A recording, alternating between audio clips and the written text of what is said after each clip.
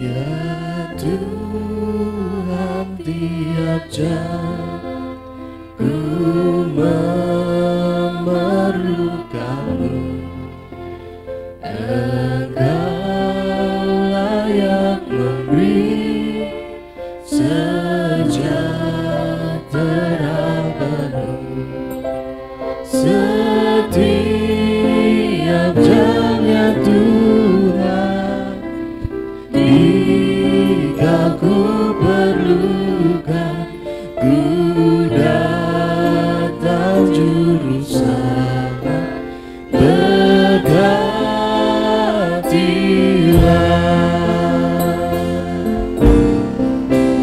Ya Tuhan, tiap jam dampingi hamba-Mu.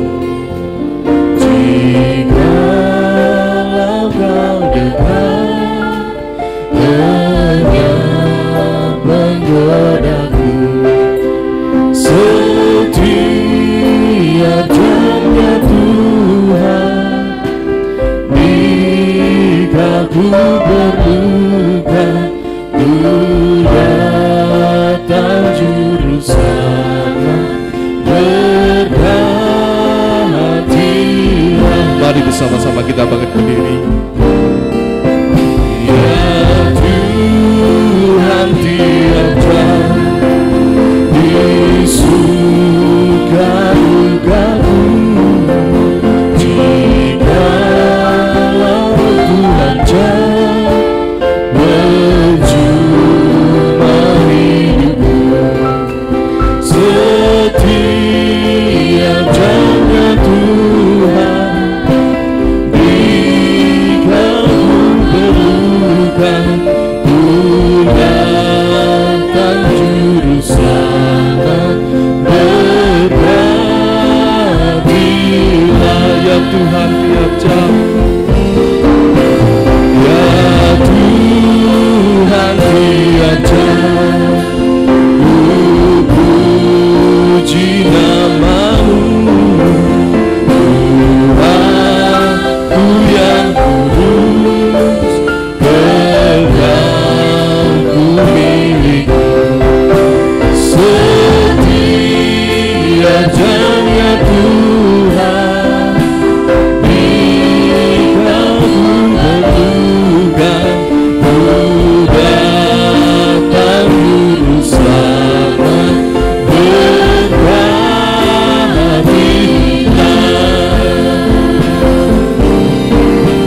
Ya Tuhan, tiap jam ku memerlukan-Mu. Engkau layak memberi sejahtera penuh. Setiap jamnya Tuhan, jika ku perlukan, ku datang juru selamat, berkatilah.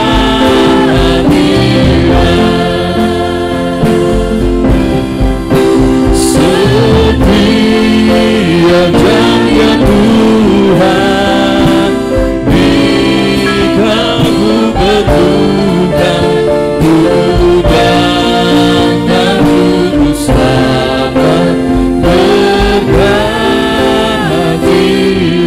Ku datang juru selamat, berkatilah. Ku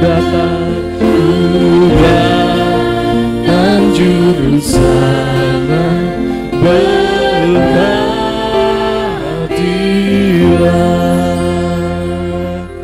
Mari bersama-sama kita berdoa.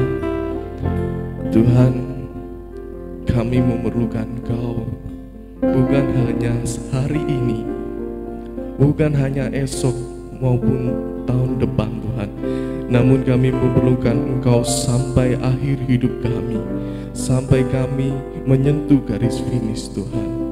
Oleh sebab itu kami satukan hati kami pada hari ini. Kami mau memuliakan dan memuji nama-Mu Tuhan. biarlah hanya nama-Mu saja yang kami muliakan Tuhan. Tuhan, kami serahkan semuanya ke dalam tangan-Mu, mulai dari jalannya ibadah ini, bahkan imam-imam yang melayani pada pagi hari ini Tuhan, sehingga apa yang kami persembahkan semuanya dapat berbau harum, dan semuanya kami persembahkan hanya kepada-Mu Tuhan. Terima kasih Tuhan, kami serahkan semuanya ke dalam tangan-Mu, hanya di dalam nama Tuhan Yesus kami berdoa. Amin. Silakan duduk kembali Bapak Ibu. Dan kami menyapa Shalom, selamat datang dan selamat beribadah. Kita dapat berjumpa kembali pada hari ini, tentunya itu oleh karena anugerah daripada Tuhan. Mari kita memuji nama Tuhan dengan pujian baru. Kita bersama-sama belajar, yaitu indahnya kasih Tuhan.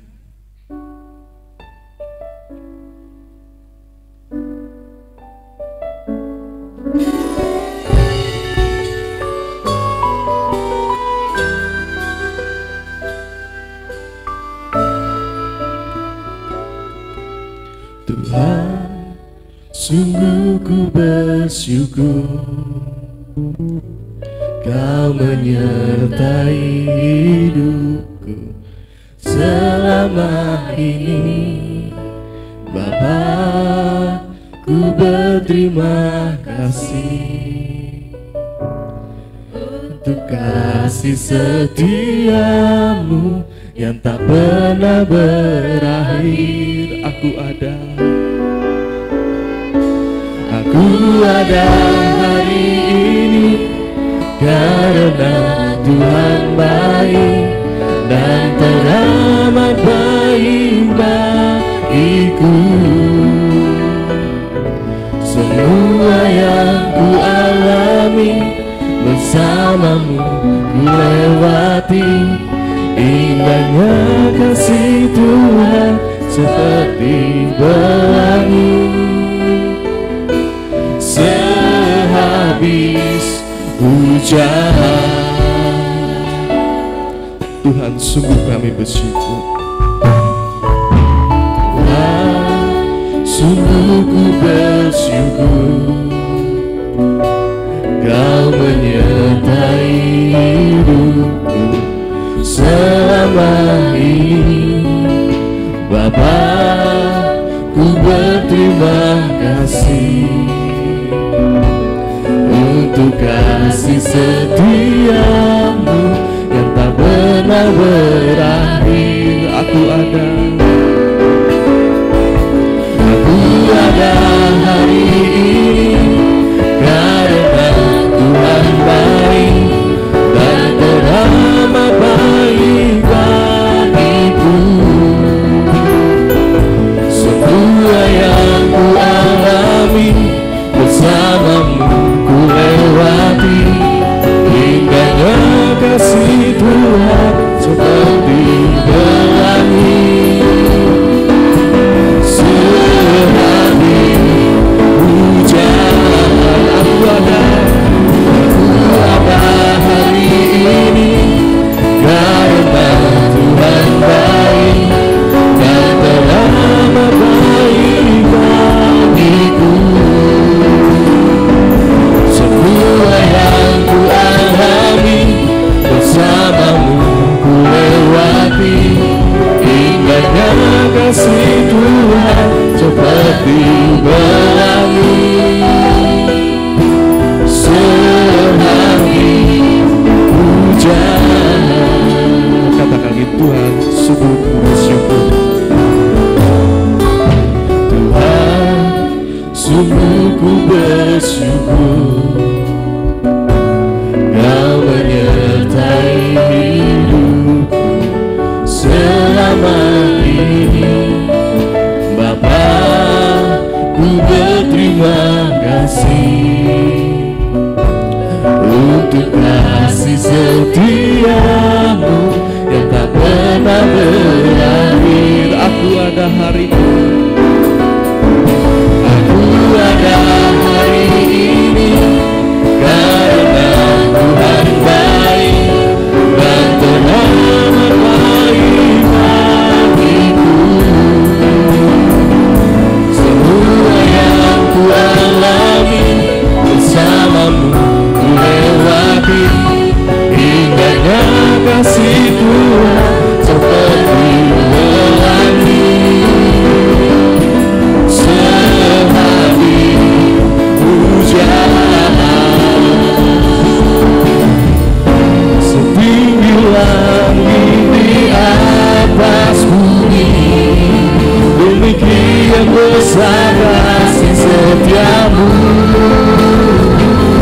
Engkau rancangkan yang terbaik di hidupku. Sungguh indahnya kasih-Mu.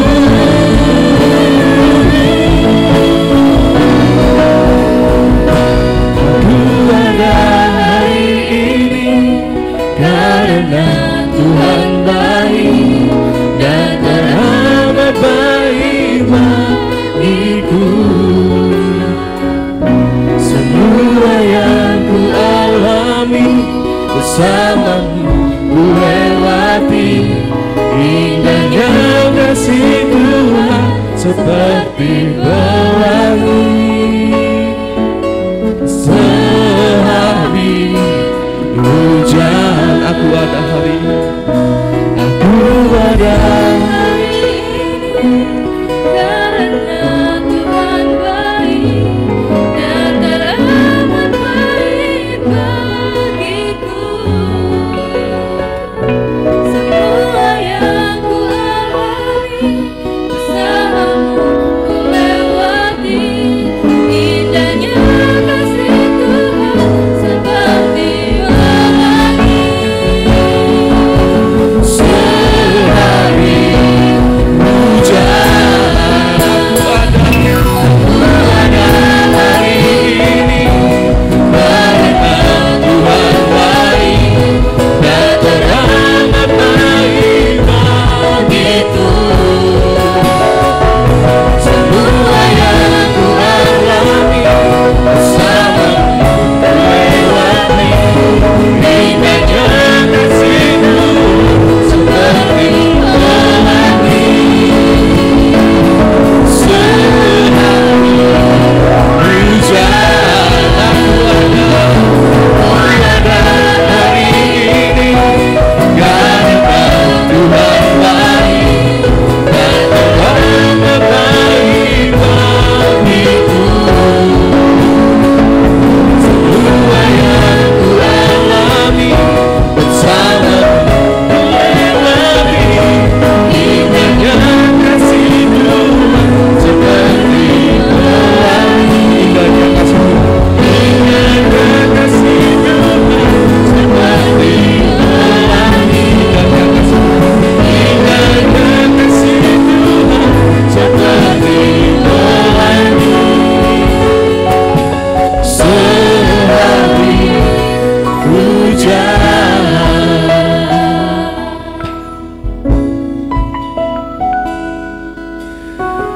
Dalam mengikut Tuhan bukan berarti kita tidak akan menghadapi masalah. Kita semua pasti memiliki masalahnya masing-masing. Semakin tinggi iman kita, maka di situ akan semakin terasa guncangannya. Maka dari itu diperlukan iman yang kuat, iman yang kokoh, Bapak Ibu. Mari kita lanjutkan pujian kita dengan pujian sukacita, Tuhan yang benar. Dan kami berikan kesempatan untuk para tim paduan suara untuk mempersiapkan diri. Mari kita pujikan. Kita bersukacita bersama-sama dan kita bersama-sama bangkit berdiri, Bapak Ibu.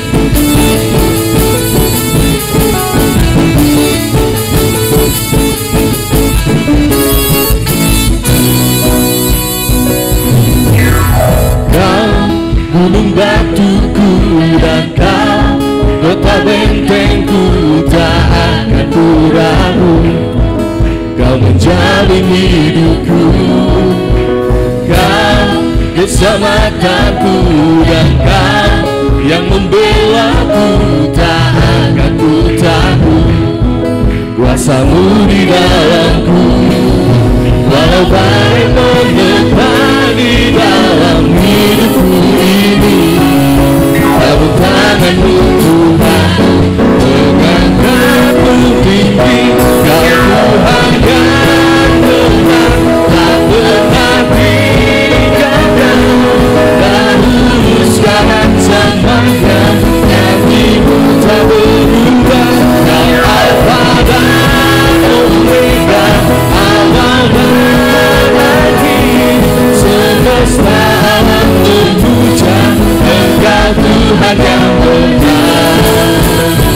Kau gunung batuku dan kota bentengku,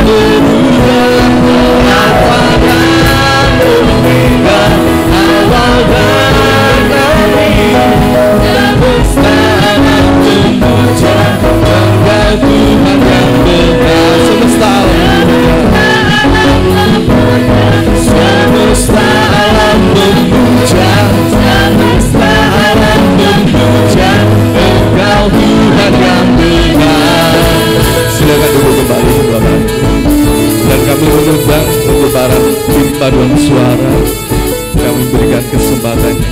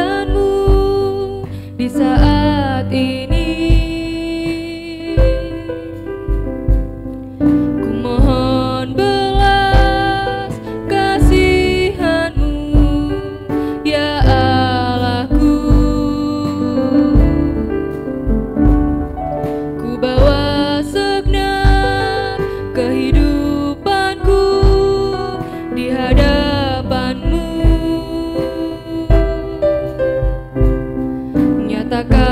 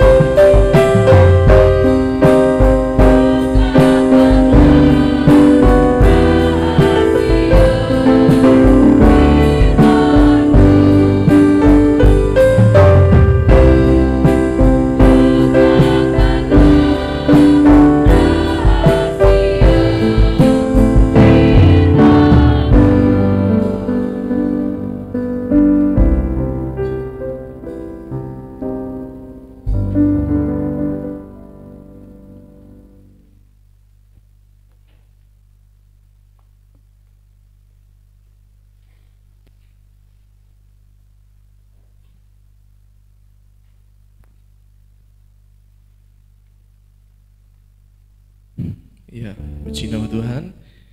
Tiba waktunya bagi kita untuk mendengarkan firman Tuhan. Mari kita siapkan hati kita dan mari kita sambut firman Tuhan dengan pujian Ku Tetap Cinta, Ku Tetap Setia.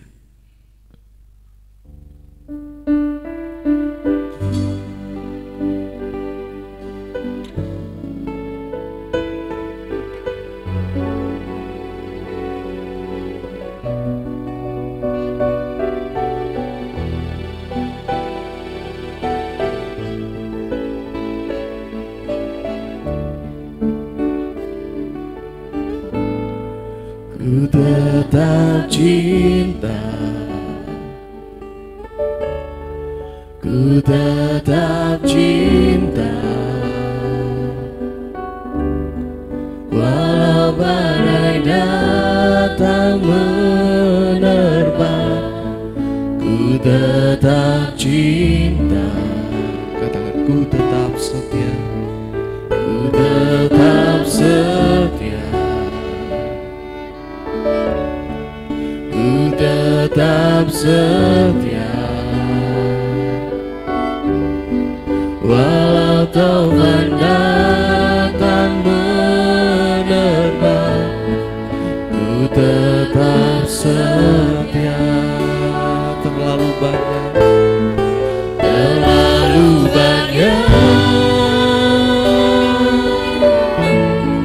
yang Tuhan telah beri.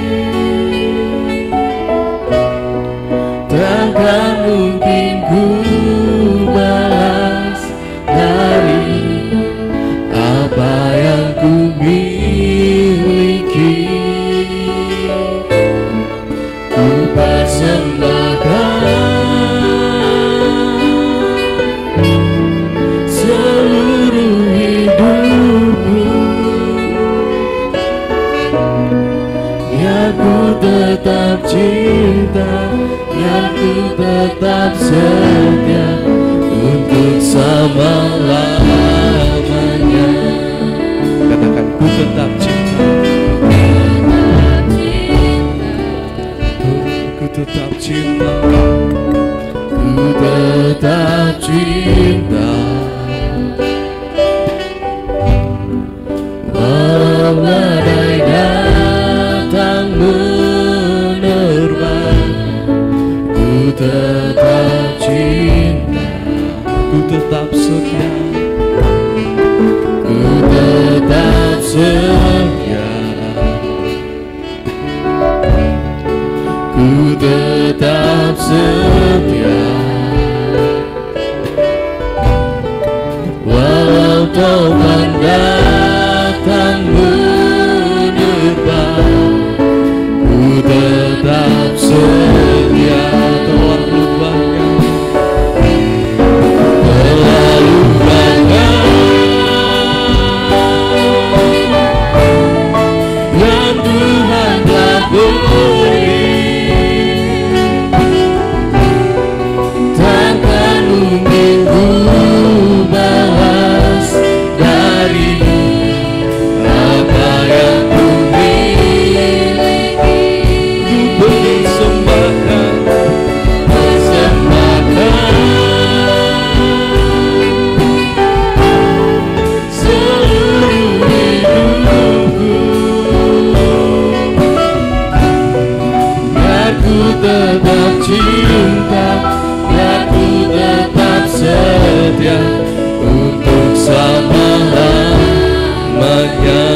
Sama-sama kita bangkit berdiri.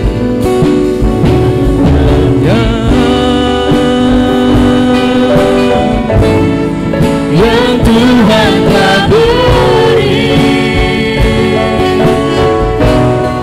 takkan mungkin ku balas dari apa yang ku miliki.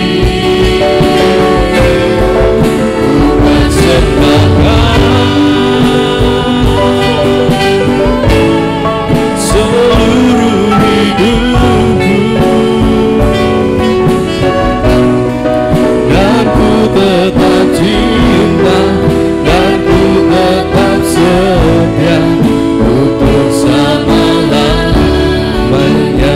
terlalu banyak,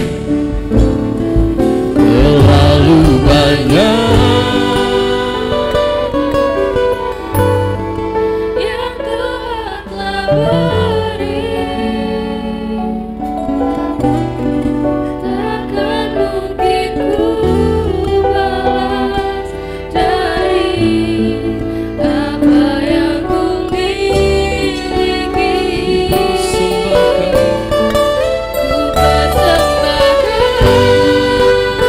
persembahkan seluruh hidupku, biar ku tetap cinta, biar ku tetap setia untuk selama-lamanya. Terlalu banyak, Terlalu banyak yang Tuhan telah beri, yang Tuhan beri. takkan mungkin ku balas dari apa yang ku miliki. Ku persembahkan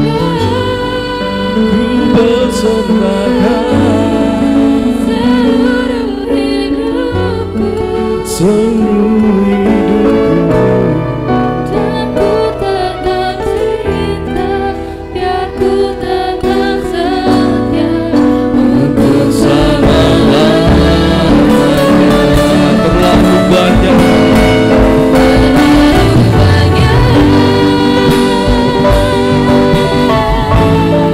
yang Tuhan telah beri, takkan mungkin ku balas dari apa yang ku miliki. Persembahkan seluruh hidupku, dan ku tetap cinta, biar ku tetap setia untuk selama-lamanya.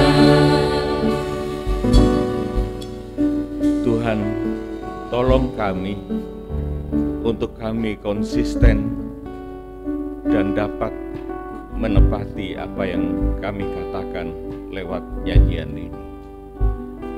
Bahwa kami memilih lebih mencintai Engkau, lebih setia kepadamu daripada segala sesuatu yang kami miliki. Oleh karena kami meyakini bahwa apa yang kami dapatkan, apa yang kami miliki, itu pun juga adalah pemberian Engkau. Oleh karena itu kami lebih memilih Engkau, Sang Pemberi, yang melengkapi kehidupan kami, lahir batin kami. Sehingga jika kami memiliki Engkau, maka segala sesuatunya akan terpelihara dengan sempurna. Oleh sebab itu Tuhan, kami sekali lagi ingin mendengarkan pengarahan dari firman Tuhan, sehingga kami menjadi dewasa dan kami tidak salah menggunakan hak pilih kami. Kami akan memilih yang terbaik, yaitu pribadi Tuhan sendiri. Tuhan, cerahkan pikiran, perasaan kami, dan tingkah laku kami, supaya kami tahu menghormati akan kehadiran Tuhan lewat firman, dan ibadah ini akan berhasil dan memberkati kami. Dalam nama Tuhan Yesus Kristus, kami sudah berdoa. Amin. Amin. Silakan duduk Bapak Ibu.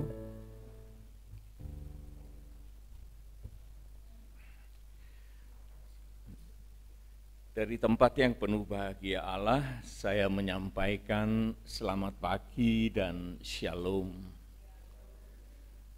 Bapak Ibu yang dikasihi oleh Tuhan, pagi ini saya ingin membicarakan kepada kita semua mengenai penawaran Tuhan pada suatu saat. Kita akan menghadapi itu. Oleh karena perjalanan hidup kita ini tidak begini-begini saja, tetapi ada dinamikanya dan kemudian ada ujungnya. Dan pada ujung yang kritis, maka kita harus memilih. Tidak bisa tidak, saudara. Harus memilih. Demi keadilan Allah, maka hak pilih itu ada di dalam kehidupan manusia itu masing-masing.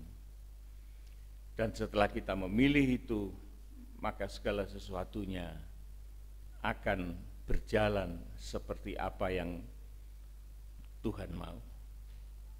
Dalam doa tadi sang pembuka mengatakan, biarlah kami berjalan sampai pada garis finish.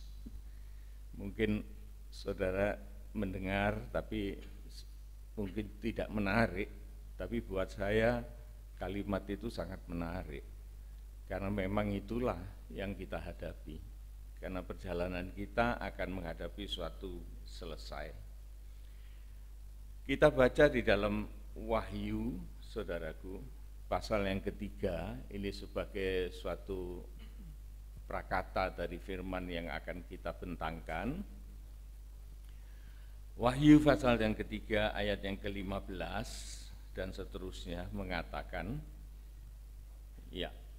Demikian firman Tuhan, aku tahu segala pekerjaanmu, engkau tidak dingin dan tidak panas. Alangkah baiknya jika engkau dingin atau panas. Nah, ini saudaraku merupakan liku-liku jalan kehidupan kita. Kita bisa panas, penampilan kita panas, tapi penampilan kita juga bisa dingin, tetapi kedua-duanya ini memberi perasaan yang nyata kepada setiap orang yang menyentuh. Itu artinya, saudaraku, satu kehidupan yang mempunyai kepastian.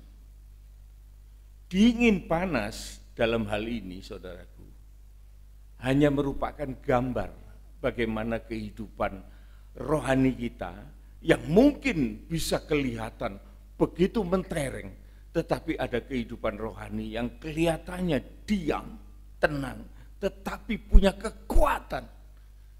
Yang panas pun juga punya kekuatan.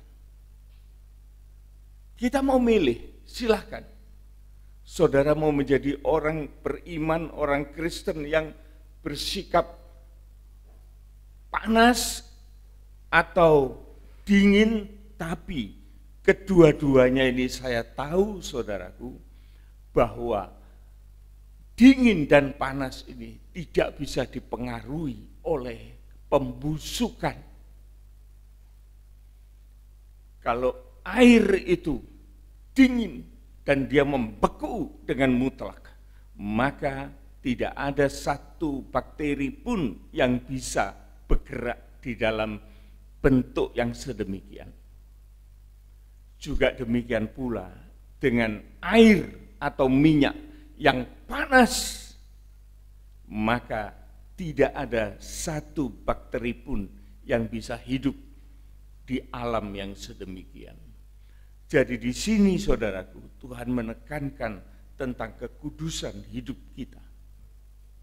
Tidak ada kontaminasi dari luar yang akan merusak kehidupan yang semacam ini. Rohaninya tetap punya posisi yang baik, yang terpelihara di dalam Tuhan. Tetapi ada masalah dalam ayat yang ke-16. Coba dibaca. Jadi, karena engkau suam-suam kuku. Nah, ini yang bahaya, saudaraku. Panas enggak, dingin enggak, pancet kata orang Jawa. Begegek. Tidak ada keubahan. Tidak menunjukkan sikap yang dikehendaki oleh Tuhan. Panas-panas, dingin-dingin. Tapi kalau suam, mempunyai keadaan yang sama derajatnya dengan ruang, dengan tempat yang dia ada di situ, maka keadaan yang semacam itulah yang akan memberi keluasan untuk kejahatan itu bekerja. Satu analogi, saudaraku, kalau kita punya makanan, kalau kita kepingin awet, maka kita masukkan di dalam kulkas, bila perlu dibekukan di refrigeratornya, supaya beku. Kenapa? Supaya tidak busuk. Atau kita panasi setiap saat, supaya tidak busuk. Tetapi kalau makanan atau minuman itu diletakkan di meja makan di ruang terbuka, maka pembusukan itu akan berproses. Dan mau tidak mau, makanan itu akan mubazir dan busuk. Dan kalau itu menjadi suatu minuman atau makanan, maka orang yang makan itu, saudaraku, dia akan lebih bahagia apabila dia melihat masakan itu fresh from the oven. Minuman itu juga sedemikian. Ada rasanya yang menyenangkan, yang memuaskan. Tetapi kalau rasanya itu meleketek, saudaraku, kalau orang Jawa bilang itu, panas enggak, adem enggak, anget pun enggak, ya sudah begitu itu rasanya. Maka itu Tuhan mengatakan, suam-suam kuku dan tidak dingin atau panas, terus Aku akan memuntahkan engkau dari mulutku. dilepeh, saudaraku. Tuhan tidak suka dengan kerohanian yang semacam itu. Dan ini punya waktu loh, saudaraku, punya waktu loh. Jangan dibilang kemurahan. Allah itu punya kemurahan, iya betul. Kemurahannya luar biasa. Tetapi kalau kemurahan itu disalahgunakan, maka kita bisa menjadi orang murahan di hadapan Tuhan. Dilepeh, saudaraku. Tidak ada rasanya ini, tidak menyenangkan hati Tuhan. Nah, kalau sudah dikeluarkan dari mulut Tuhan, jangan harap orang itu bisa kembali. Ini saya katakan dengan tegas. Jangan harap orang itu bisa kembali. Oleh karena Tuhan mengatakan, anjing itu menjilat muntahnya. Kalau Tuhan tarik kembali, lepehannya itu, muntahannya itu, ludahnya itu, maka siapa dia? Dia tidak akan mengulangi hal itu. Dan dia kalau mengatakan anjing itu menjilat muntahnya, maka Tuhan tidak akan melakukan hal itu. Dan ini perlu, saudaraku, diberitahukan di dalam gereja Tuhan. Jangan Tuhan itu hanya diceritakan kemurahan. Tuhan itu punya kemurahan itu pasti. Tetapi pada saatnya, Tuhan itu tidak murah lagi. Tuhan itu mahal luar biasa. Seharga apa? Seharga kehidupan kita. Dia mau memiliki kehidupan kita.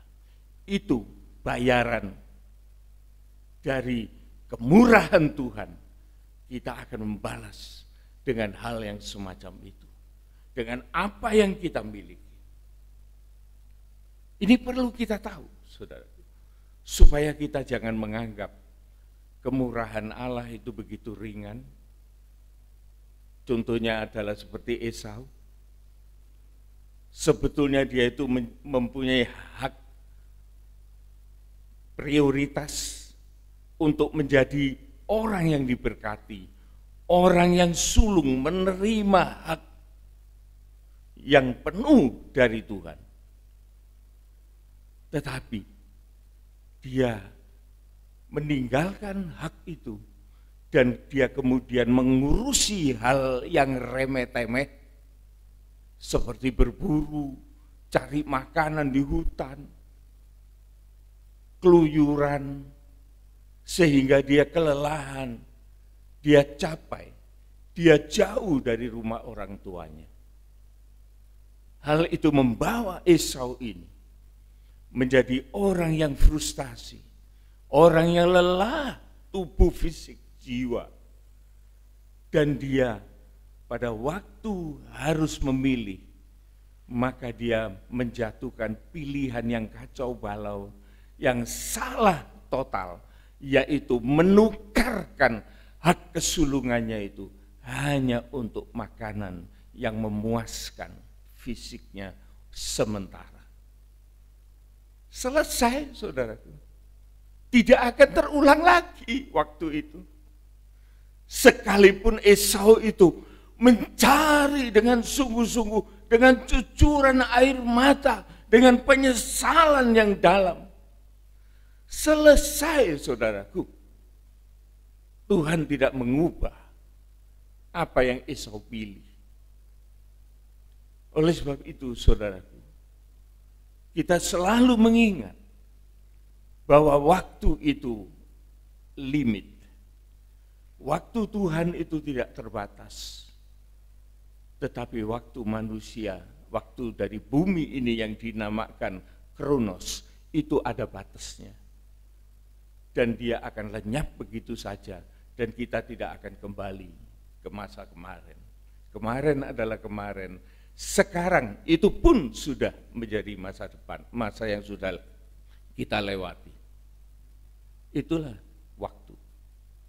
Kalau saya mengatakan sekarang, tak, sudah lewat itu di belakang. Tidak ada sekarang, sudah lewat. Manfaatkan itu dengan baik-baik. Oleh karena itu yang menentukan kehidupan kita. Apalagi, saudaraku, kalau kita ini di dalam dunia ini cuma sukacita dengan perkara-perkara jasmania. Kita baca ayat 17. Karena engkau berkata, aku kaya. Aku kaya. Terus? Dan aku telah memperkayakan diriku. Aku berhasil untuk memperkayakan diriku. Dan aku tidak kekurangan apa-apa. Tidak kurang apa-apa. Dan karena engkau tidak tahu. Nah, sebaliknya Tuhan mengatakan, engkau ini tidak tahu loh ya. Kamu itu tidak tahu. Apa ini orang ini kaya benar? Benar, saudaraku. Secara materi itu kaya. Tetapi saya akan menyamping sebentar. Ada sesuatu kemalangan bagi orang yang diganjar dengan kekayaan. Kita loncat sebentar di Pengkhotbah pasal 6. Pengkhotbah pasal 6 ayat 1 dan 2. Ada suatu kemalangan yang telah kulihat di bawah matahari. Itu kemalangan yang terjadi di bawah matahari. Apa itu? Yang sangat menekan manusia. Sangat membuat manusia itu frustasi, depresi, sampai manusia itu bisa sakit jiwa, delusi. Apa itu? Terus? Orang yang dikaruniai Allah kekayaan. Orang yang diizinkan oleh Tuhan untuk menjadi kaya, bahkan raya, kaya raya. Tidak kurang apa-apa. Ya seperti orang itu yang bilang, aku tidak kurang apa-apa. Terus? Harta benda dan kemuliaan. Punya kemuliaan lagi. Bukan harta tok. Terus? Sehingga ia tak kekurangan suatu pun yang diingininya. Tetapi orang itu tidak dikaruniai kuasa. Tetapi orang itu tidak diberi apa? Tidak diberi apa? Kuasa. Tidak diberi kemampuan. Tidak diberi waktu. Untuk apa? Untuk menikmatinya. Untuk menikmati segala kepemilikan itu. Tidak menikmati. Untuk menikmati kepemilikan itu. Tetapi melainkan orang lain yang menikmatinya. Nah, orang lain yang menikmatinya, dan inilah kesia-siaan dan penderitaan yang pahit. inilah sesuatu yang memahitkan kehidupan kita. Kita jangan salah memahami, saudara ya. Kekayaan, kuasa, kemuliaan. Saya tidak mau jadi orang munafik. Saya bilang itu semua baik, itu semua perlu. Tetapi yang lebih perlu dari semuanya ini adalah pemberi. Allah itu sumbernya damai sejahtera. Damai sejahtera itu aja pemberian. Tapi kalau sumbernya tidak ada, habis saudaraku. Kekayaan, kepemilikan, kehormatan, kemuliaan itu baik.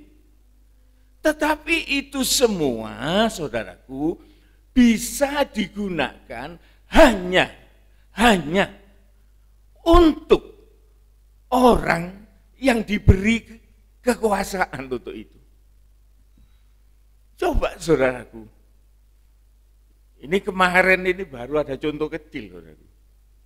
Saya biasanya di rumah itu ya namanya orang ya seneng nyamil.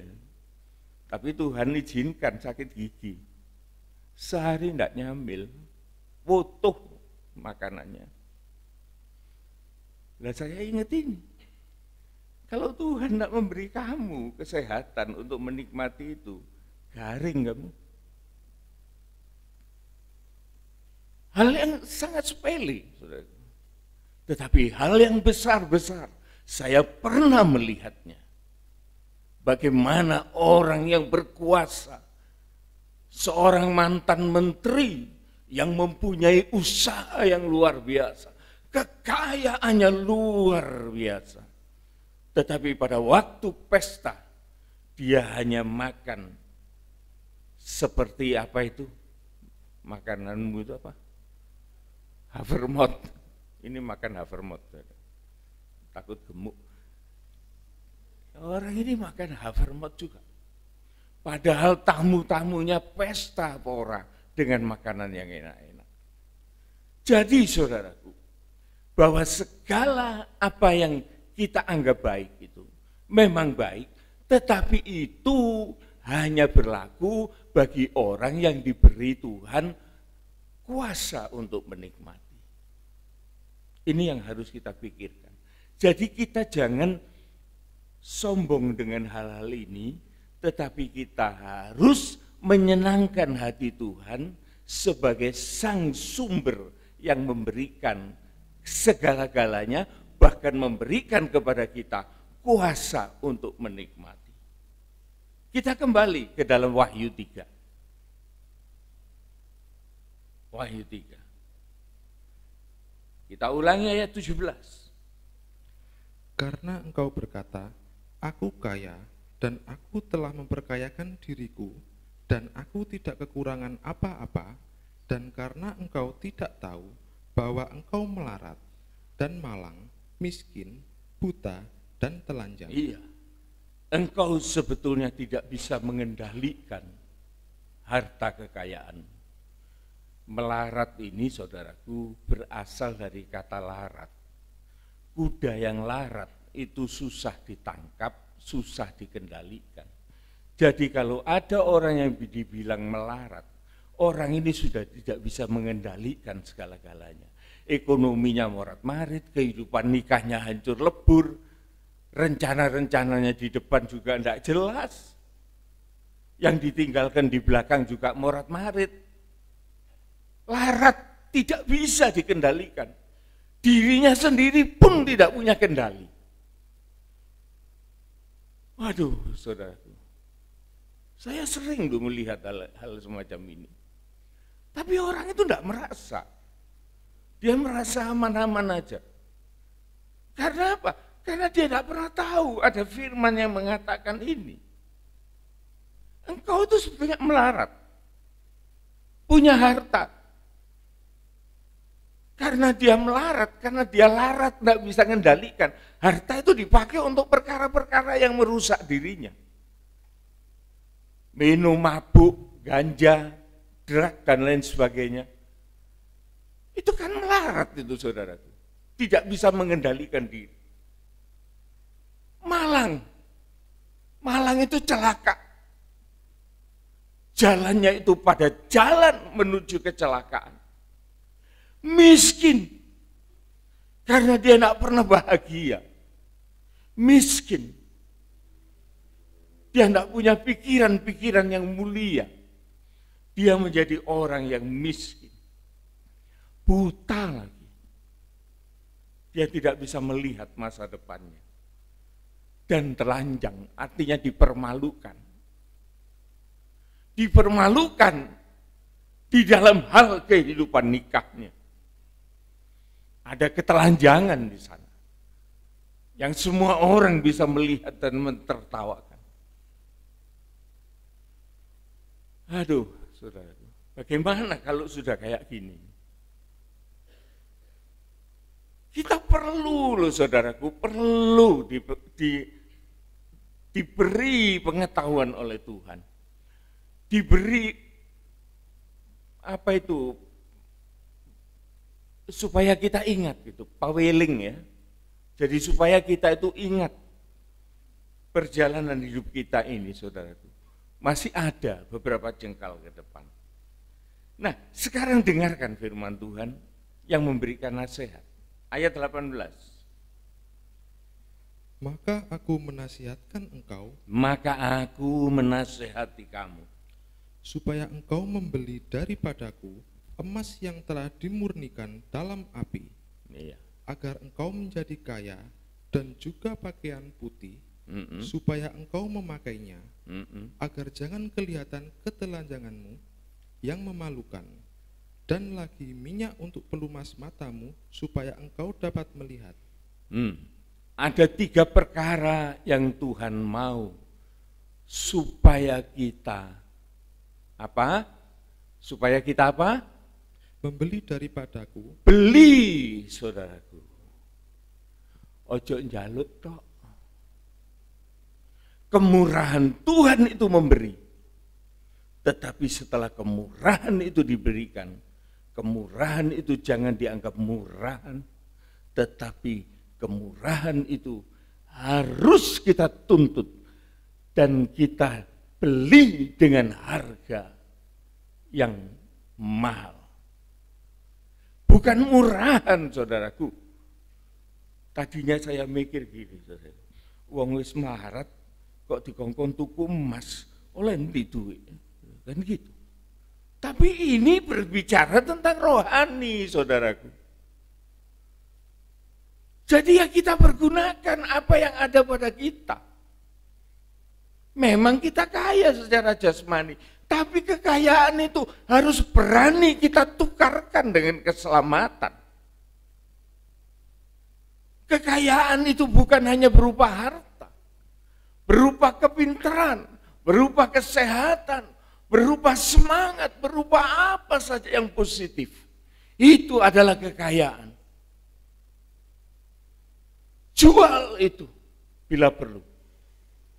Jadikan sesuatu yang bisa membeli apa yang Tuhan katakan, yaitu emas. Itu kemuliaan Allah, kemuliaan ilahi yang dipersiapkan untuk kita. Tuhan mau memberikan itu kepada kita. Tapi saudaraku, sekali lagi, itu bukan dengan ya nanti Tuhan beri, selalu Tuhan itu kan baik nanti beri. Oh enggak, saudaraku. Harus ada keubahan. Harus ada komitmen. Harus ada statement yang betul.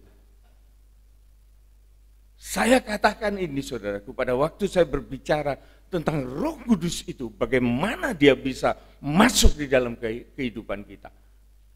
Itu harus ada statement di dalam kehidupan kita. Kalau kita minta tanpa statement, Tuhan tidak memberi. Sebagaimana Hana itu, dia minta Tuhan untuk melepaskan segala kepahitan itu. Dengan satu statement, Tuhan, kalau engkau memberikan anak kepada saya, anak itu akan dinazarkan untuk melayani engkau. Itu statement yang baik. Dan Tuhan izinkan itu terjadi. Maka Hana dilepaskan dari segala duka cita itu. Bahkan diberikan kelimpahan-kelimpahan. Tak gampang, saudaraku. Jangan kita meringankan hal itu. Maka aku menasihatkan kepadamu, beli daripadaku emas murni yang sudah diuji di dalam api, agar engkau menjadi kaya, kaya sungguhan, kaya lahir batin, rohaninya diperkaya oleh Tuhan. Dan juga apa? Pakaian putih. Pakaian putih, yaitu kehidupan yang kudus. Lepaskan kehidupan yang lama. Laodikia ini punya suatu peranan, saudaraku, sebagai kota dagang yang besar, dan dia spesial untuk industri kain wool hitam yang sering dipakai oleh masyarakat di sana. Tetapi Tuhan kali ini mengatakan, beli kain putih, yaitu kekudusan.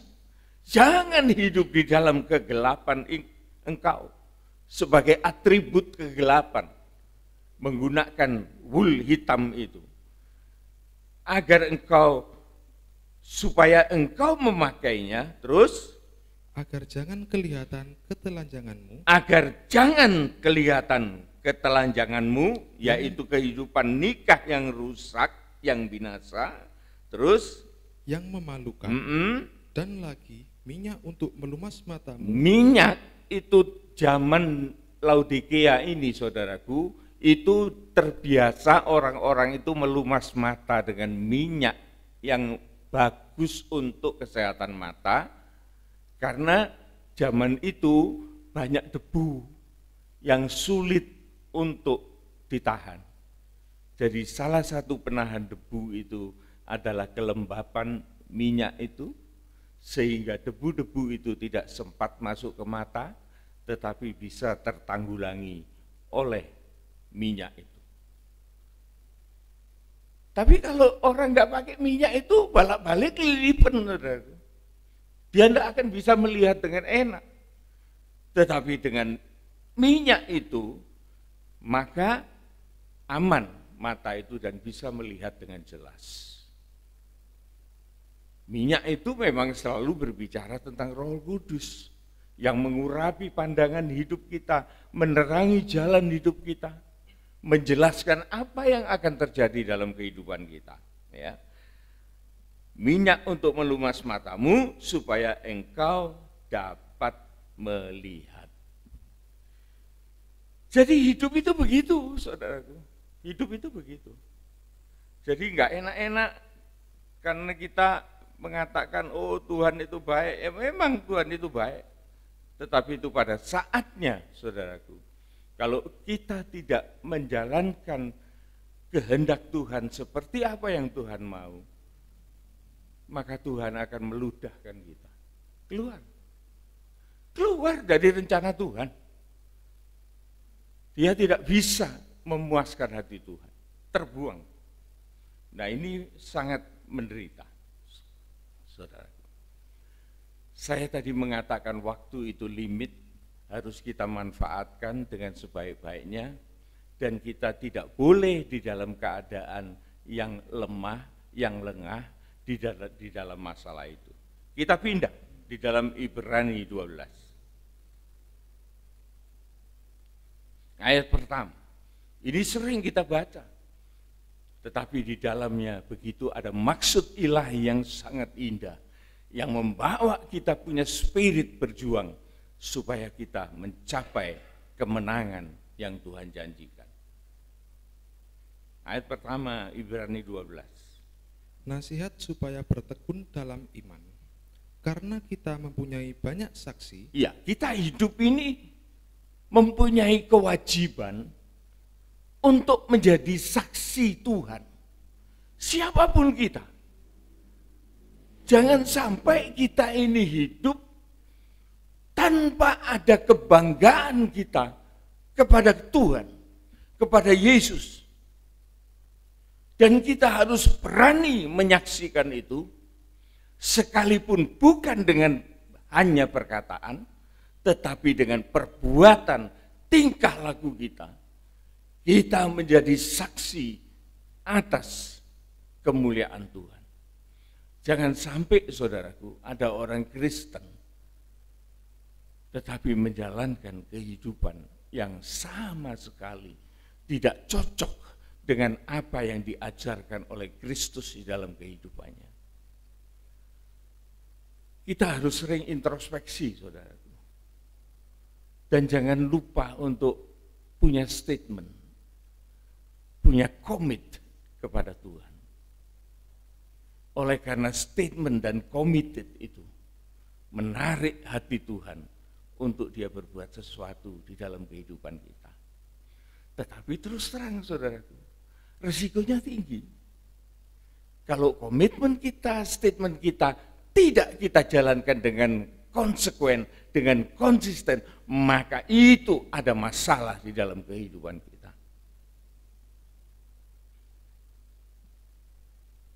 Kata orang Inggris, up to you. Bagaimana pilihan saudara? Tergantung saudara. Berani enggak untuk itu? Tetapi yang jelas, hidup kita ini harus menjadi saksi bagi Kristus. Terus, bagaikan awan yang mengelilingi kita, marilah kita menanggalkan semua beban dan dosa. Saudara perhatikan, kesaksian kita itu disaksikan bukan hanya 1-2 orang, tapi banyak orang bagaikan awan di langit. Semuanya akan melihat kehidupan kita. Kesaksian-kesaksian ini ada 2 macam, saudara. Ada kesaksian dari dalam yang bisa kita contoh, seperti Abraham dan lain sebagainya. Itu mempunyai kesaksian-kesaksian yang baik. Dan itu adalah orang-orang yang menyaksikan iman di dunia ini. Maka kita pun bisa mengambil contoh iman mereka untuk menjadi saksi. Tetapi juga ada kesaksian dari luar, yaitu dunia ini akan menjadi saksi tentang perjalanan hidup kita. Jadi saudaraku, kita ini bukan hidup tanpa dilihat orang. Dan tidak ada sesuatu yang bisa kita sembunyikan. Oleh sebab itu Tuhan mengingatkan kepada kita. Apa peringatan itu? Marilah kita meninggalkan atau menanggalkan semua beban.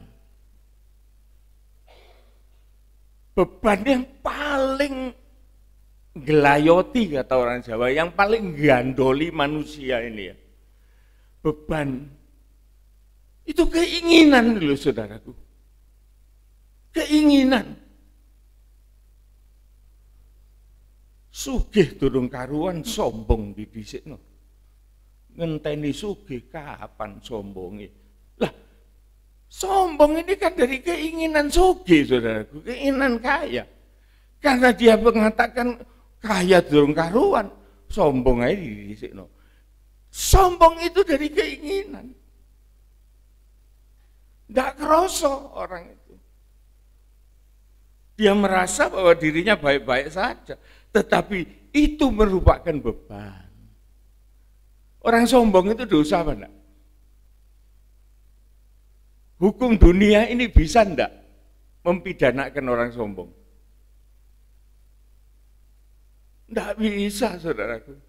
Wong sombong-sombongku dhewe apa-apa kon. Nah, kan gitu. Kalau kita berbuat mukul orang, mencelakakan orang, lah itu kena pidana. Tapi wong sombong, nah, sombong awake dhewe. Olah apa kon ndelok aku? Kan gitu. Gandengannya orang sombong itu apa? Medit. Ada yang bisa midanakan orang medit? Tidak ada. Duit-duitku dhewe kok. Apa kon? Tak gawe ngene, tak gawe ngono apa? Lah kan gitu. Tetapi justru kesombongan ini di hadapan Allah itu merupakan satu peluang untuk diancam. Sedikit langkah lagi, maka keinginan itu akan berubah menjadi dosa.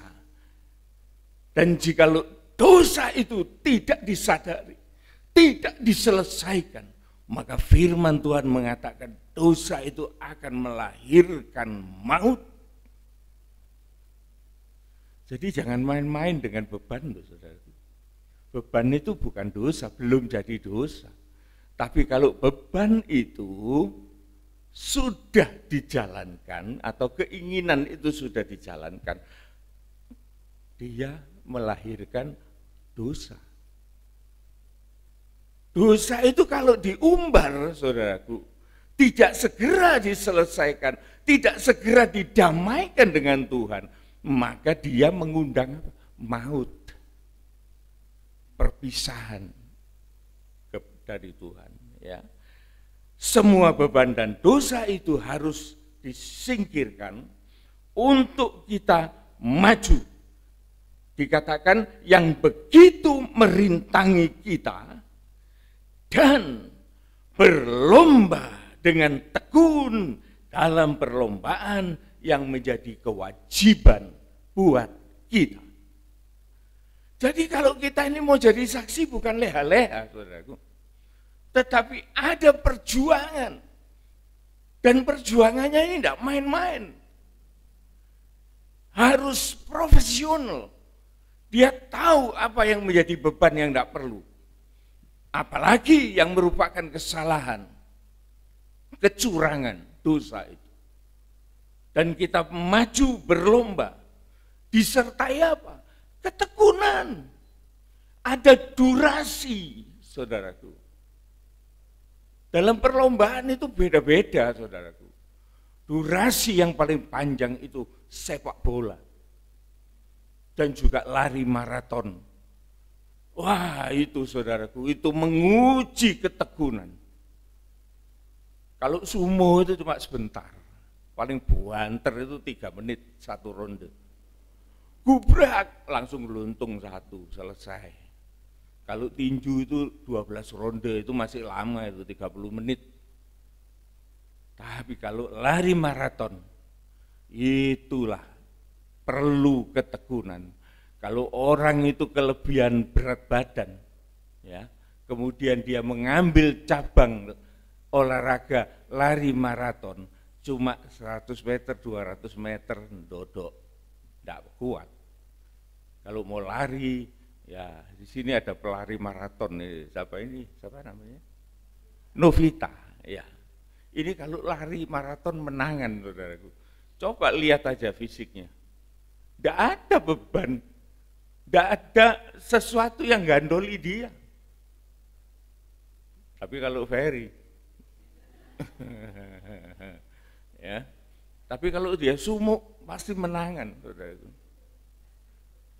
Jadi ada beda-bedanya. Tapi perlombaan itu perlombaan wajib, bukan perlombaan yang tidak boleh, tidak bisa diikuti, harus diikuti. Juara itu terjadi pada saat itu, pada saat dia menang, dia itu juara. Tapi besok pagi belum tentu dia itu juara. Dia harus membuktikan lagi. Beberapa waktu kemudian ada mandatory fight, adalah kewajiban untuk menunjukkan bahwa masih tetap juara. Harus berlomba lagi. Tidak bisa juara 1 kali, terus seterusnya sampai mati, tidak ada. Saudara. Mike Tyson itu juara tapi diadu terus tiap 3 bulan sekali, 6 bulan sekali. Sampai dia tua, sampai dia sudah nggak kuat lagi. Dia sekarang bukan juara. Nah, tapi di sini saudaraku, perlombaan itu wajib, tidak boleh dihindari. Dan ini harus kita lakukan. Saudara, di sini saya akan bacakan di dalam Yakobus 1. Yakobus 1 ayat 14. Tetapi tiap-tiap orang dicobai oleh keinginannya sendiri. Nah, itu tadi, saudaraku. Jadi keinginan itu gandoli, saudaraku. Dan dia akan tercobai oleh keinginannya sendiri karena ia diseret dan dipikat olehnya. Dan ditipu olehnya. Ya. Terus? Dan apabila keinginan itu telah dibuai, ia melahirkan dosa. Keinginan itu kalau dituruti, kalau dilakukan, dia bermutasi menjadi dosa. Terus? Dan apabila dosa itu sudah matang, dosa itu tidak didamaikan, tidak diselesaikan dengan Tuhan. Dia semakin lama semakin matang. Terus? Ia melahirkan maut. Lahir sebagai maut yang mematikan.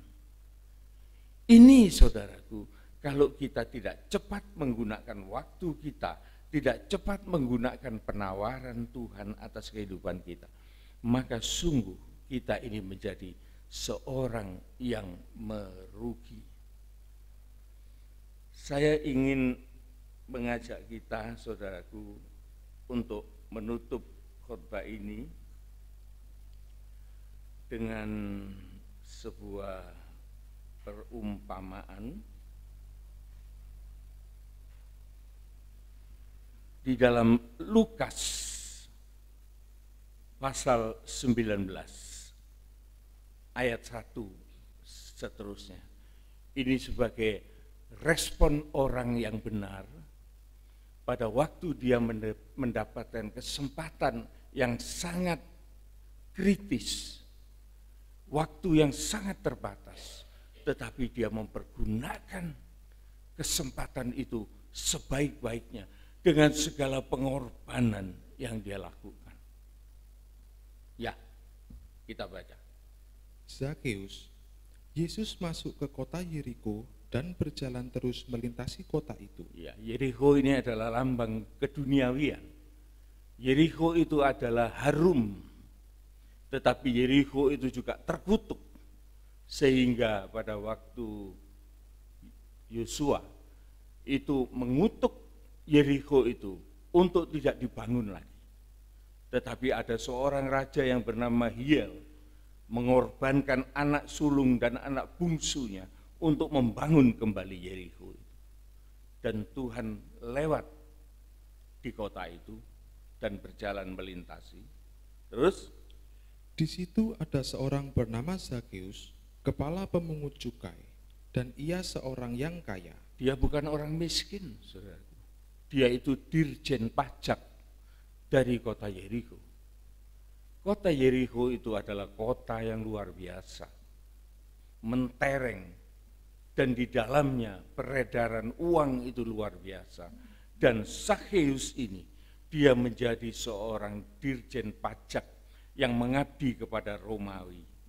Dan dia punya status, saudaraku, orang penagih pajak pada zaman itu di hadapan orang Yahudi, itu levelnya sama dengan perempuan jalang, dengan pelacur. Jadi kaya, punya kuasa, tapi tidak punya kemuliaan, tidak ada kesaksian hidup yang baik. Ini nasibnya Zakheus. Terus ia berusaha untuk melihat orang apakah Yesus itu, tetapi ia tidak berhasil karena orang banyak, sebab badannya pendek. Iya, dia mempunyai handicap terhadap dirinya.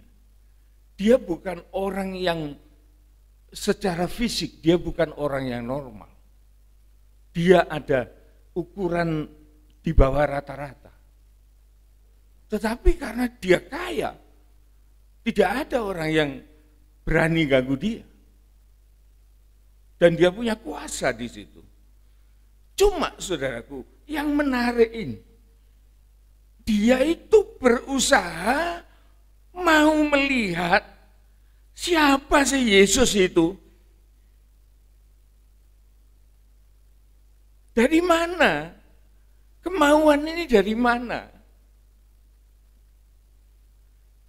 Ini adalah kemurahan. Lah itu loh kemurahan, saudara. Orang itu diberi kemurahan. Tapi kalau kemurahan itu tidak dihormati, dianggap murahan, tidak ada ceritanya Zakheus. Tetapi oleh karena Zakheus ini menganggap bahwa Yesus ini luar biasa. Dari mana? Dari mendengar. Buktinya apa? Dia tidak pernah melihat. Tapi dia sudah banyak mendengar tentang Yesus. Ayat-ayat sebelumnya ini bercerita tentang Yesus. Dan bukannya mustahil Zakheus itu mendengar Yesus itu siapa.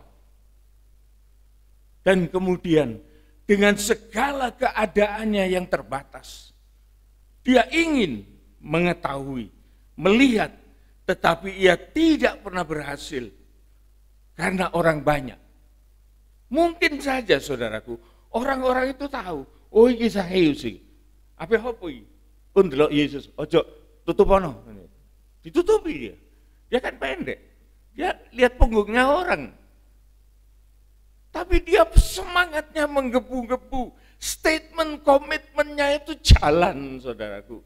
Dan dia melakukan itu. Dia bukan diam, dia berlomba dengan habis-habisan. Dia tidak nerima nasib, tapi dia mau menang. Dia sebagai orang yang mempunyai kesempatan yang sangat limit. Yesus lewat. Kalau dia tidak pakai itu, habis sudah waktu itu. Zakheus tidak mau sia-siakan. Ia berusaha melihat Yesus, tetapi tidak berhasil karena orang banyak. Sebab fisiknya tidak membantu. Maka berlarilah dia. Bukan geremet asal selamat, alon-alon waton kelakon. Tidak. Tetapi sebagai orang yang mau tahu tentang Yesus, dia mengambil sikap apa? Berlari. Berlari. Mendahului orang banyak. Lalu apa? Setelah dia lari, mendahului orang, dia pikir nanti orang-orang itu ya ada kesini lagi, nanti nutupi saya, tidak bisa lihat lagi. Maka dia mengambil suatu tindakan, lalu memanjat pohon ara untuk melihat Yesus yang akan lewat di situ. Bayangkan saudaraku, ada dirjen pajak nangkring di atas pohon, nunggu orang lewat. Ini orang kaya ini. Tapi dia mau oleh karena keinginannya, hasratnya yang baik. Dia mengorbankan segala harga dirinya. Dia mengorbankan segala yang bisa menjatuhkan pamornya. Tetapi dia mengambil risiko, dia panjat itu pohon ara. Dan dia menantikan Yesus lewat di situ. Ayat yang kelima mengatakan, ketika Yesus sampai di tempat itu, ia melihat ke atas. Loh, coba saudaraku, kalau ini bukan kasih karunia, Tuhan tidak akan melakukan hal itu. Biarin aja. Tetapi Tuhan punya rencana atas Zakheus. Tuhan tahu rencana itu disambut dan dikerjakan oleh Zakheus. Dia melupakan segala-galanya dan dia memanjat pohon ara itu seperti orang yang tidak ada kerjanya itu. Ya. Seperti anak kecil, nangkring di situ dia nunggu. Tapi oleh karena kasih karunia itu, pada waktu Yesus lewat di sana, dikatakan Yesus melihat ke atas. Dan dia melihat Zakheus itu. Dan kemudian apa yang dilakukan oleh Yesus? Dan Yesus berkata, Zakheus segera turun, sebab hari ini aku harus menumpang di rumahmu. Waktu yang krusial, waktu yang sangat limit. Hari ini, besok sudah tidak ada. Hari ini turun, aku mau menginap atau tinggal di dalam rumahmu, menumpang di dalam rumah. Kemudian ayat berikutnya mengatakan, lalu Zakheus segera turun dan menerima Yesus dengan apa? Dengan sukacita.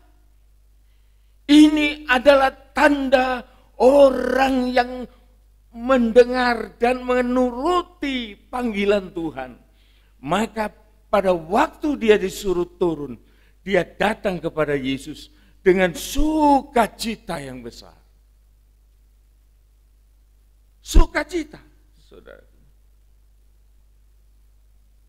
Tetapi semua orang yang melihat hal itu bersungut-sungut, katanya, ia menumpang di rumah orang yang berdosa. Karena Zakheus ini dianggap orang berdosa, sama seperti seorang pelacur martabatnya, menjual negaranya, menjual bangsanya demi penjajah. Tetapi Yesus pada waktu ketemu dengan orang semacam ini, maka Yesus mengubah keadaan itu dalam waktu yang singkat. Kalau orang itu ketemu Tuhan, saudaraku, saya ingat waktu Tuhan Yesus hidup di dunia ini 40 hari terakhir, dia selalu menceritakan tentang kerajaan surga. Apa sih kerajaan surga itu? Kerajaan surga itu ialah berita tentang pengampunan. Berita tentang pengampunan. Kerajaan surga itu seumpama seorang raja yang mengadakan perhitungan kepada orang yang berhutang kepada dia. Ada orang yang hutangnya tidak bisa dibayar, tetapi kemurahan raja itu, Tuhan itu memberikan kebebasan. Itu berita kerajaan surga.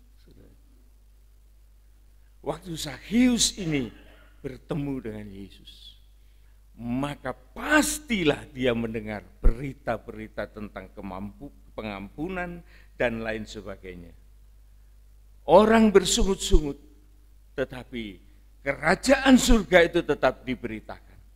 Ayat yang ke-8, tetapi Zakheus berdiri di tengah-tengah orang yang memaki-maki dia, yang menyalahkan Yesus.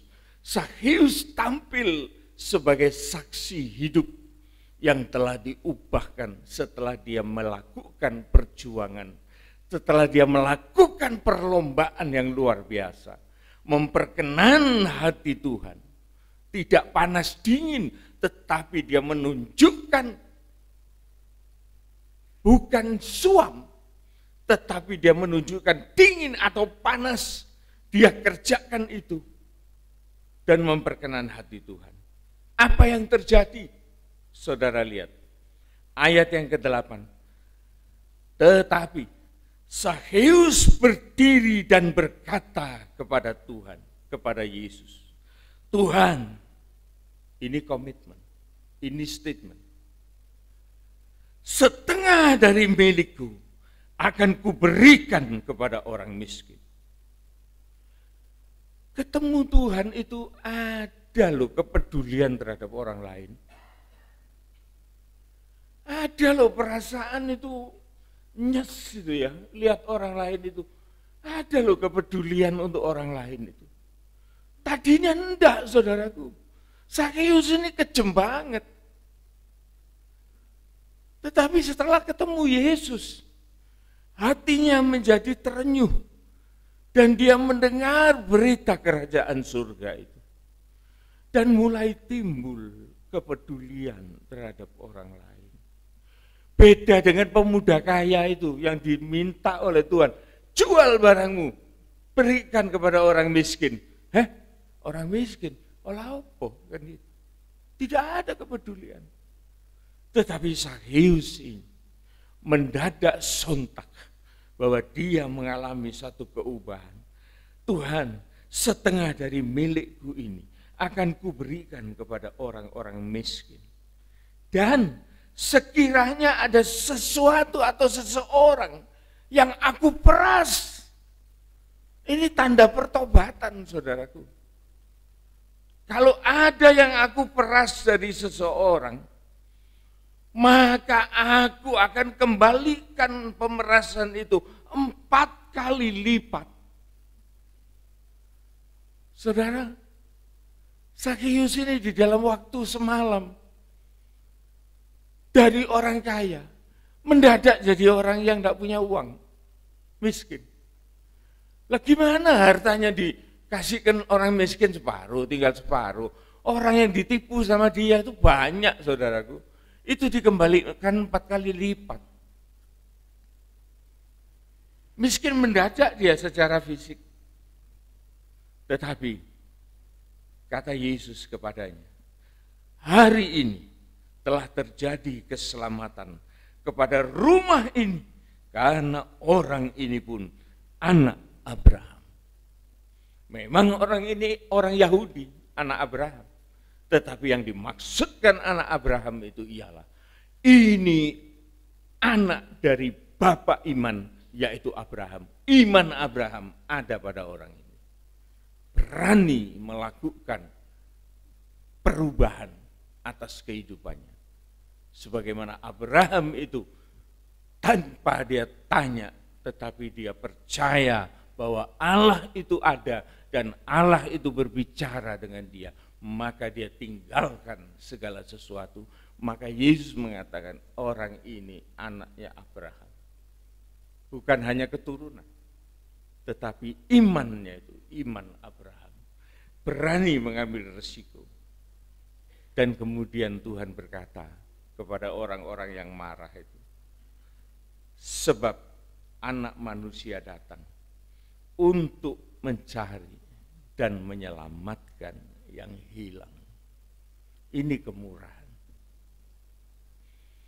Sekali lagi saudaraku, kemurahan harus kita hargai. Jangan sampai kita lalai dan kemudian menukarkan kemurahan itu dengan barang-barang yang fana. Dan kita menganggap kemurahan itu sebagai barang murahan. Itu kesalahan besar dalam kehidupan orang Kristen. Hendaknya kita memahami rencana Tuhan dalam kehidupan kita masing-masing. Dan Tuhan mau kita menjadi anak-anak Abraham dan memiliki suatu keubahan yang pasti, yang signifikan. Sedikitnya ialah kita mulai memperhatikan orang lain. Ya. Jadi di dalam gereja ini, saudaraku, saya memuji Tuhan, saya memuliakan Tuhan. Adalah hasil dari penggembalaan yang lalu, bahwa ada jemaat yang dipakai oleh Tuhan untuk saling memperhatikan. Ini sangat luar biasa, sangat luar biasa. Saya bersuka cita berdiri di hadapan jemaat seperti ini. Terpuji nama Tuhan. Amin.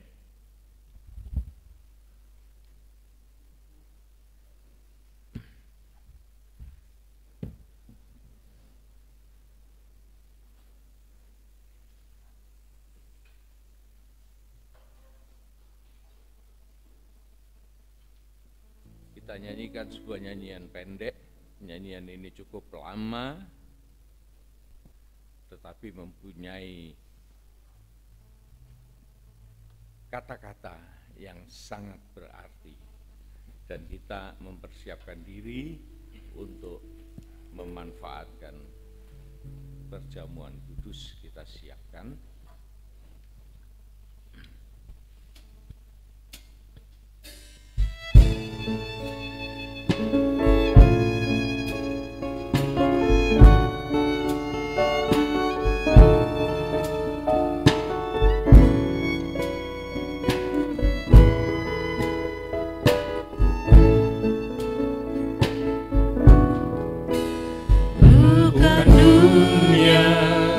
Beserta isinya,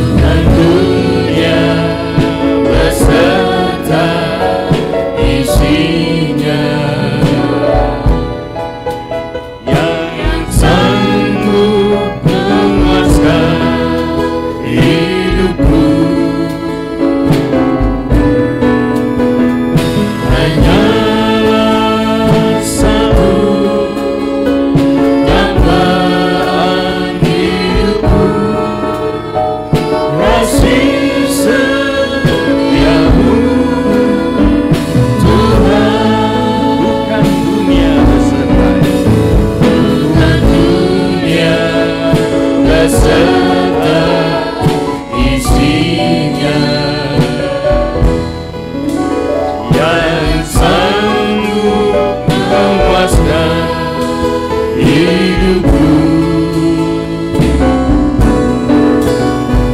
Hanyalah satu dambaan hidupku, kasih setiamu Tuhan.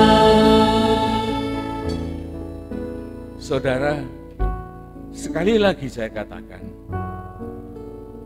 dunia dengan kekayaan, kekuasaan, dengan segala sesuatu yang baik, menarik, yang menopang kehidupan kita secara jasmani, pasti itu menjadi kebutuhan. Bahkan Allah menjanjikan apa? Orang yang tidak mengenal Allah akan mencari hal-hal semacam itu. Tetapi bagi kita, orang yang mempercayakan diri kepada Tuhan, Tuhan mengatakan, Allah tahu apa yang engkau butuhkan. Itu lebih afdol, saudaraku.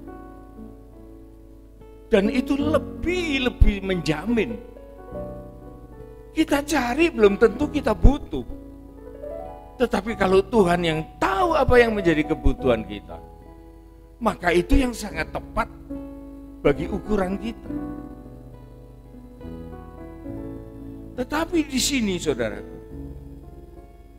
Tuhan menjanjikan yang lebih dari itu, yaitu kasih setia. Bukan hanya kasih, tetapi di dalamnya ada kesetiaan. Yang dikatakan apa? Kalau kita tidak setia, Tuhan itu tetap setia. Karena memang itulah namanya. Allah itu setia. Tuhan itu kasih. Karena namanya memang kasih. Allah itu kasih adanya. Tetapi di samping itu, Allah itu adil.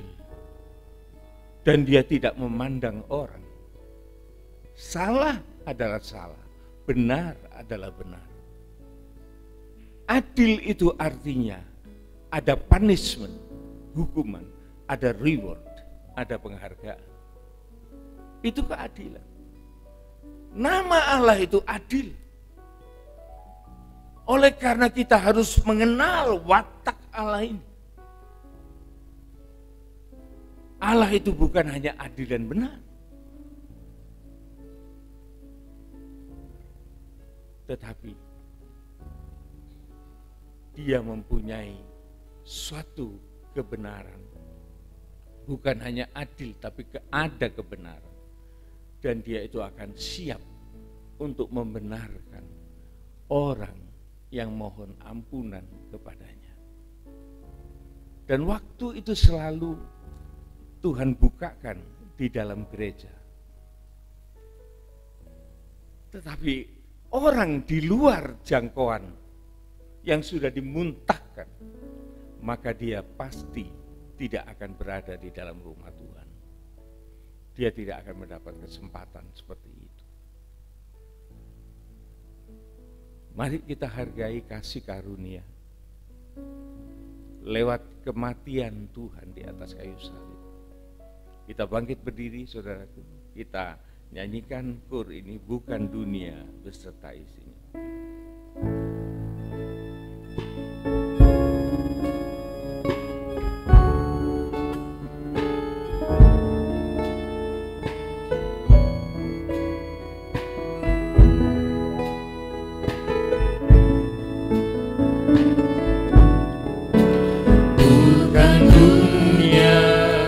Beserta isinya,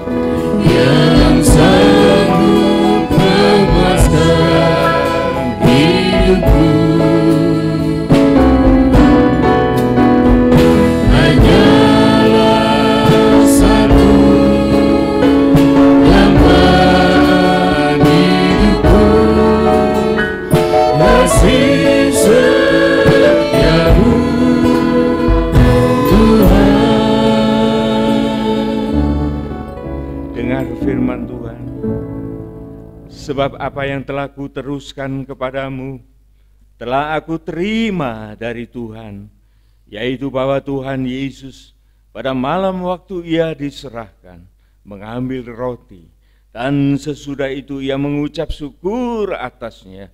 Ia memecah-mecahkannya dan berkata, inilah tubuhku yang diserahkan bagi kamu. Perbuatlah ini menjadi peringatan akan aku. Dalam nama Tuhan Yesus Kristus kita makan bersama.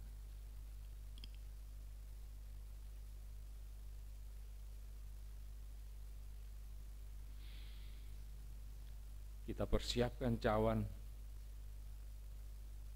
Kita angkat lebih tinggi dari kepala kita, dan kita renungkan betapa besar pengorbanan Kristus atas kehidupan keselamatan kita.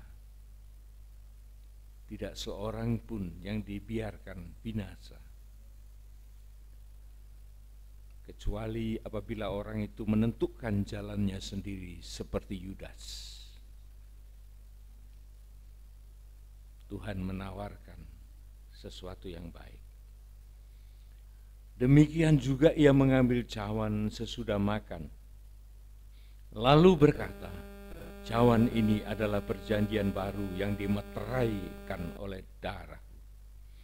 Perbuatlah ini setiap kali kamu meminumnya menjadi peringatan akan aku. Sebab setiap kali kamu makan roti ini dan minum cawan ini, kamu memberitakan kematian Tuhan sampai ia datang. Dalam nama Tuhan Yesus Kristus kita minum bersama.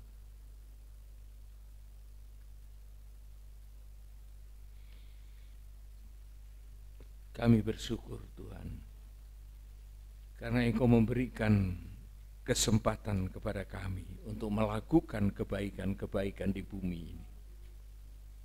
Minimal kami akan menjadi saksi Tuhan, akan menjadi saksimu yang memberitakan tentang keselamatan yang telah Engkau anugerahkan kepada manusia berdosa. Bahkan Engkau memberikan kesempatan kepada kami untuk kami melakukan daya upaya kami, dan Engkau sangat menghargai Tuhan. Bukan Engkau mengecewakan niat baik dari seseorang, tetapi justru niat baik itu harus kami sadari adalah jawaban dari panggilan Tuhan, sebagaimana Zakheus melakukannya.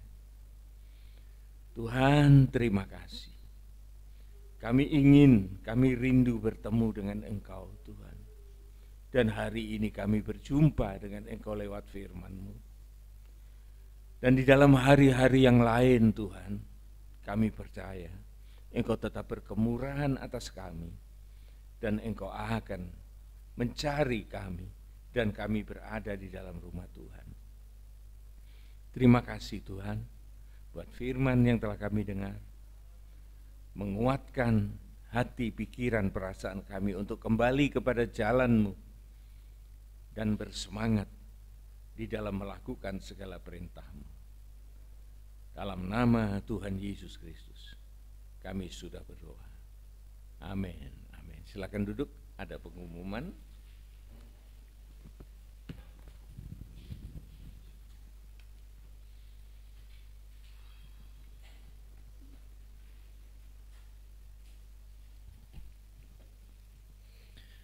Baik, saya akan bacakan warta gereja dalam 1 minggu ke depan. Namun sebelumnya kami tak bosan-bosan mengucapkan banyak terima kasih atas kehadiran Bapak Ibu yang sudah setia beribadah dan melayani bersama-sama dengan kami. Kiranya Tuhan Yesus memberkati kita semua. Ibadah kita akan berjalan seperti biasa. Nanti sore ada ibadah sekolah minggu yang diadakan jam 4 sore. Untuk hari Senin ada ibadah doa pagi yang diadakan jam 5:30 pagi. Untuk hari Rabu ada ibadah pendalaman Alkitab yang diadakan jam 5 sore. Untuk hari Sabtu ada ibadah Komuda yang diadakan jam 5:30 sore. Untuk hari Minggunya sama seperti hari ini, ada ibadah raya jam 8 pagi dan dilanjutkan ibadah sekolah minggu jam 4 sore. Mari kita dukung jadwal ibadah yang sudah kita tetapkan Bapak Ibu. Dan pengumuman yang terakhir, ada permohonan doa, ada saudara seiman kita yang sedang berbahagia, yang dimana Tuhan telah memberikan perpanjangan umur, yaitu Ibu Syutin. Dan setelah ibadah ini ada latihan paduan suara. Sekian warta gereja. Pelayanan selanjutnya saya serahkan kepada Bapak Gembala.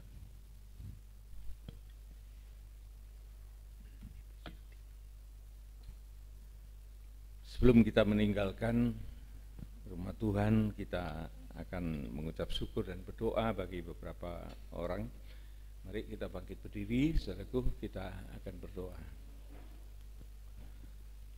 Sekali lagi Tuhan, kami mengucap syukur dan terima kasih buat kehadiran Tuhan di dalam rumah Tuhan. Kami boleh mendengarkan firman-Mu yang menampilkan wujud Tuhan di dalam inspirasi, pikiran, roh kami. Terpujilah nama-Mu Tuhan. Dan Engkau telah memberkati kami dengan firman ini. Tuhan, sebelum kami meninggalkan tempat ini, kami juga berdoa bagi beberapa saudara, yaitu Ibu Syutin yang berulang tahun dan berbahagia. Biar kiranya Tuhan Engkau memberikan kekuatan, kesehatan, bahkan kemampuan untuk senantiasa menyenangkan hati Tuhan. Engkau memberikan beliau kerajinan beribadah, penguasaan diri di dalam segala sesuatu, dan nama Tuhan yang dipermuliakan. Bahagiakan ibu ini Tuhan di dalam tangan.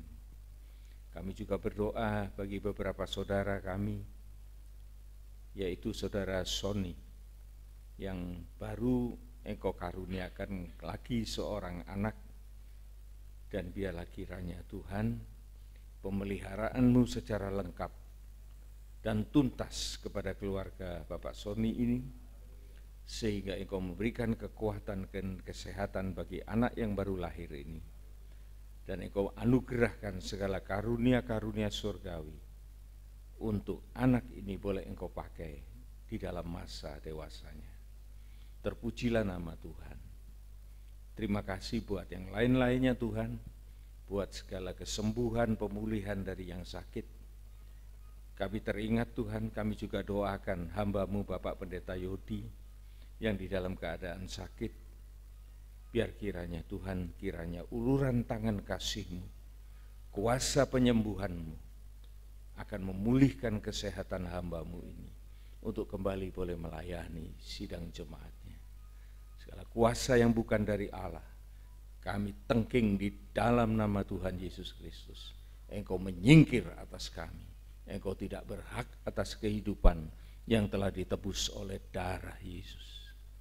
Saudara-saudaraku yang dikasihi oleh Tuhan, terimalah segala berkat anugerah dari Allah Bapa, Putra, dan Roh Kudus dalam bentuk damai sejahtera, sukacita surgawi, keselamatan yang kekal akan menyertai kehidupan kita semua.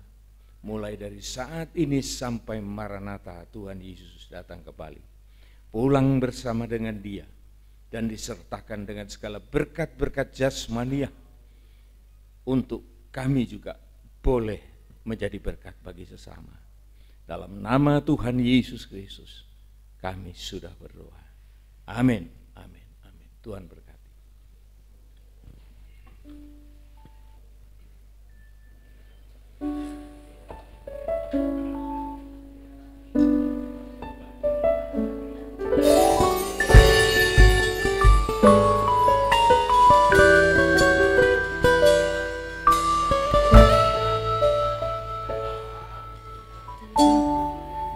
Sungguh ku bersyukur Kau menyertai hidupku selama ini. Bapa, ku berterima kasih untuk kasih setiamu yang tak pernah berakhir. pada hari ini, karena Tuhan baik dan teramat baik bagiku. Semua yang ku alami bersamamu ku lewati, indahnya kasih Tuhan seperti pelangi. Sehabis hujan